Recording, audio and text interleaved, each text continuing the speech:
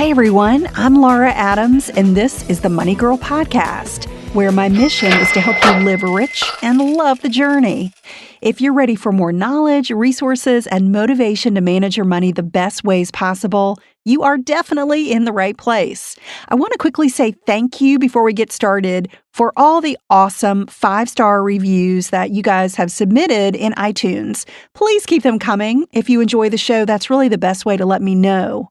The first review in 2018 came from Bivens10, who says, "This podcast is exactly what I was looking for as a young professional lacking the basics of personal finances and retirement planning. Laura Adams delivers the information you need to know in easy-to-understand 15 to 30-minute episodes. Thank you, Laura." Thank you, Bivens10. Your reviews, comments, and questions are really the fuel that keep me motivated and keep this show going, so I can't thank you enough. And if you're a new listener, I'm thrilled that you're here and hope that you'll stick around by subscribing. You'll find the notes for each show and the full archive of podcasts, there are over 500 of them, in the Money Girl section at quickanddirtytips.com. This is a really important show because student loans are a big problem for many of you. I get lots of questions from listeners pretty much on a daily basis about how to handle your student loans, what are the best ways to get rid of them as quickly as possible. So if you or someone that you love is really challenged right now by student loans, or you think you could be handling them better, this show is for you. This is episode number 526 called "Should You Refinance or Consolidate Your Student Loans?"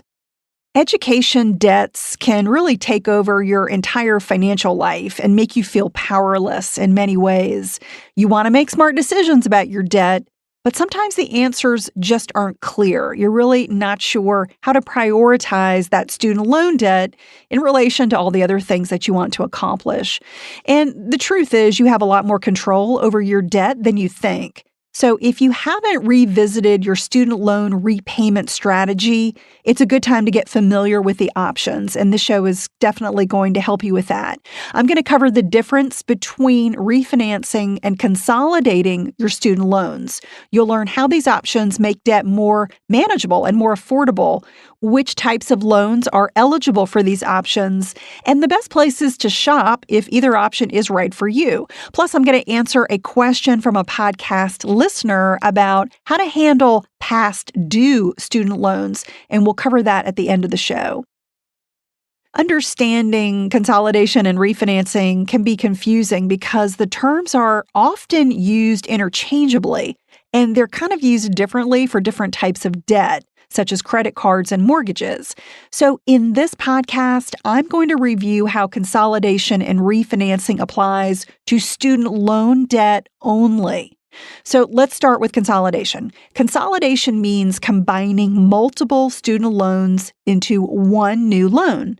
The idea is that managing one account with one monthly payment simplifies your financial life. You're just more likely to feel overwhelmed or to inadvertently let a payment due date slip through the cracks if you're dealing with multiple loans than if you have just one loan. It keeps you a little bit more organized. But how you can use a consolidation depends on the types of student loans that you have, and you get different results from consolidating federal loans versus consolidating private loans. And we'll talk more about private loans in just a little bit. So what I want you to understand is that true consolidation, when we're talking about student loans, true consolidation is only available for loans that originally came from a government program, such as a direct loan, Stafford loan, Perkins loan, or PLUS loan. So these are the different programs that the government offers for their federally backed loans. And the government offers a unique product called a direct consolidation loan. That's actually one of their products. That allows you to combine most types of federal student loans, but no private loans, into one new fixed rate loan. One of the upsides to a direct consolidation loan is that there's no cost. But the problem is it generally doesn't save you any money because the interest rate is fixed as a weighted average of the rates on the old loans being combined, rounded up to the nearest 1/8 of 1%. So that rate is basically the same rate as all the old rates that you were paying combined. However, consolidating can give you the option to change your repayment schedule. This is really where the power lies in consolidating. For example, if you have loans with 10-year repayments, you might be able to extend the consolidation term up to a maximum of 30 years. Now, stretching out the length of your loan reduces the monthly payments, which can save money in the short term. But please be aware that you end up paying more interest over the life of the loan. You're making more payments, and so you're paying more interest when you stretch out a loan for a longer term. Your credit history and your financial situation are not even factors for getting approved for a federal consolidation. So it's a great option if you're having trouble making your monthly payments and you're willing to kind of trade that short-term decrease in the payment, knowing that it's probably going to increase the amount of interest you pay over the long term unless you pay off that loan early. By decreasing that monthly payment, you increase your available cash flow each month, and that improves your debt-to-income ratio, which makes you more likely to get approved for other credit, such as a student loan refinance, which we'll talk about in a moment, a car loan, or a mortgage. So if you need to get credit, doing a federal consolidation on your student loans is a way to make you look more attractive to potential creditors. And if you're already behind on your student loan payments and you want to consolidate, you have to either catch up by making 3 consecutive monthly payments first, or you have to agree to repay your new consolidation loan according to one of several income-based repayment plan options. Another benefit of consolidation is that it may give you access to additional repayment plan options or forgiveness programs that you didn't have before. But it could also cause you to lose certain benefits that come with your original loans. And once those loans are paid off and you're issued a direct consolidation loan, those old loans no longer exist. It's like they are wiped out completely, and now you have a brand new consolidation loan. So be sure that you understand what's at stake before you erase those old loans completely out of the picture by consolidating them. Also, note that you can only consolidate student loans that are in your name. Education loans taken out by your parents, or if you have a spouse that has education loans, you can't combine your federal student loans with other people. All right, now let's switch gears and cover student loan refinancing. Okay, back to student loan refinancing. I want to make sure you understand that refinancing is very different from consolidation. Refinancing is when a new loan with a reduced interest rate is used to pay off one or more existing student loans. It's available only from private lenders, not the federal government. So just to recap, consolidation is only offered from the federal government for multiple student loans. You can't consolidate one loan. You've got to have multiple federal loans to consolidate. And refinancing is for one or more student loans offered by private lenders. You can refinance one loan from a private lender, and you can refinance multiple loans from a private lender. And they may even allow you to refinance both federal and private loans together. Unlike with a federal consolidation, a private lender does not offer an interest rate that's a weighted average of your old rates. Remember, I told you that a consolidation doesn't really save money on interest because it's just a weighted average of all of your old rates. Well, that's not what happens with a private lender. They offer you rates based on your credit history and on your finances. So if your situation has improved since you took out a private loan, or if interest rates have gone down since you got a private student loan, you're likely to get a lower rate and save money. Optimizing your debt by getting a lower interest rate and a reduced monthly payment is the major benefit of refinancing. You may even choose a shorter repayment term, which could significantly cut the amount of interest you pay. But the downside of refinancing a federal loan is that you lose all of the benefits that come with it, such as income-based repayment plans and deferment. So, depending on your financial situation, that may be less important to you than getting a lower interest rate. So, you really have to be clear about what your objective is. So, whether you should refinance or consolidate your student loans depends on what you'd like to achieve and how you answer questions like: do I have private or federal student loans? Do I qualify to refinance at a lower interest rate?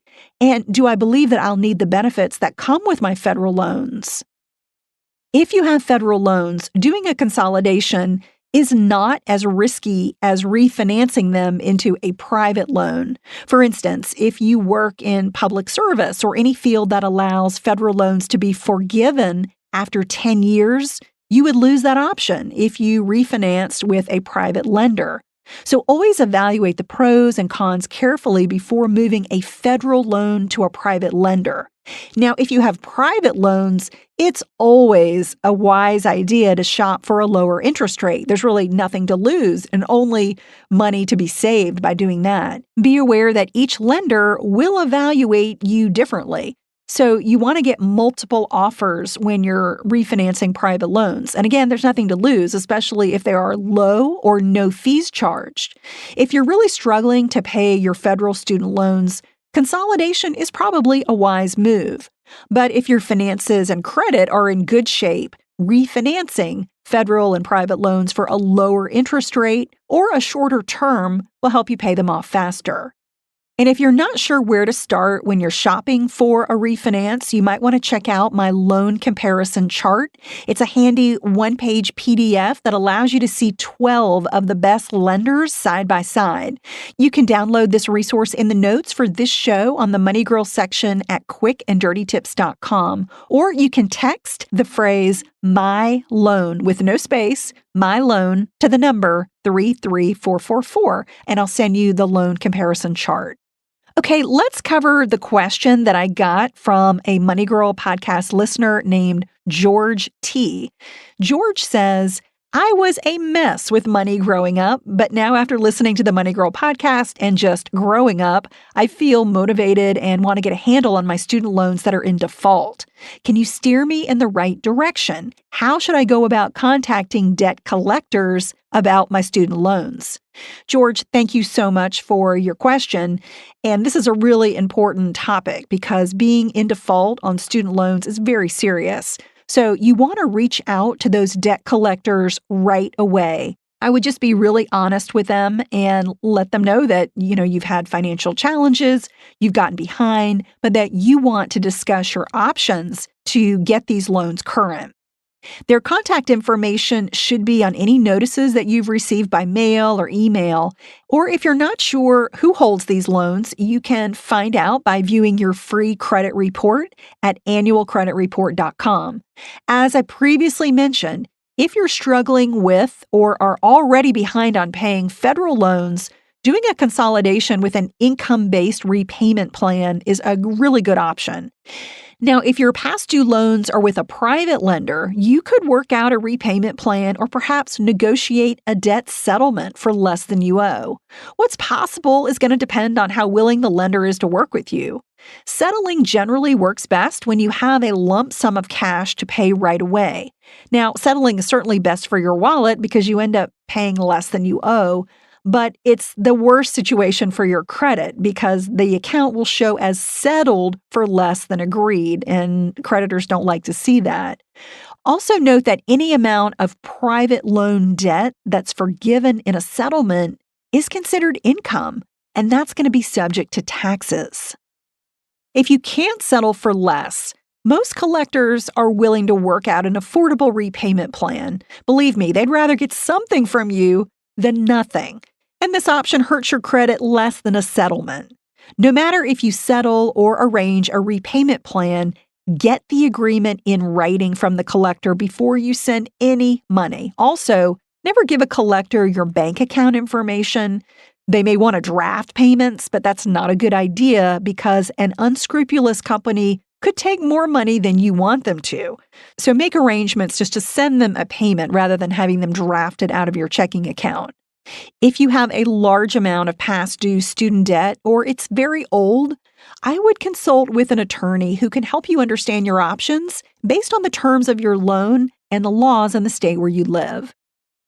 And speaking of debt, if you're struggling or just looking for solutions to make what you owe cost less, even if you don't have extra money to pay on that debt, I'd really like you to join me in my new course called Get Out of Debt Fast, a proven plan to stay debt-free forever.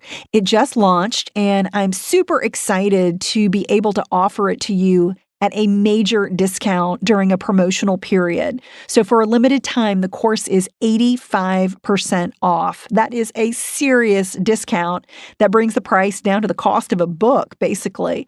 So if you'd like to take advantage of this offer or just check out the course to learn more, text me. Text DEBT COURSE, DEBTCOURSE, to the number 33444. Keep listening, learning, and leveraging your resources to grow richer every single day. That's all for now. I'll talk to you next week, courtesy of Money Girl, your guide to a richer life.